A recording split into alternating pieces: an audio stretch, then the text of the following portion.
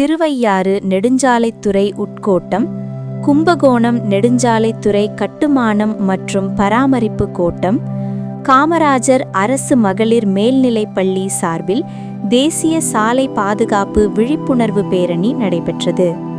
திருவையாறு நெடுஞ்சாலைத்துறை உதவி கோட்ட பொறியாளர் ஆனந்தி, அரசு பெண்கள் மேல்நிலைப்பள்ளி தலைமை ஆசிரியை அனுசுயா, சாலை பாதுகாப்பு மன்ற பொறுப்பாளர் ஷக்கீலா, நெடுஞ்சாலைத்துறை உதவி பொறியாளர் செல்வராஜ், கண்காணிப்பாளர் பாலகிருஷ்ணன், பள்ளி ஆசிரியர்கள், காவல்துறையினர், நெடுஞ்சாலைத்துறை சாலை ஆய்வாளர்கள் மற்றும் சாலை பணியாளர்கள் கலந்து கொண்டனர்.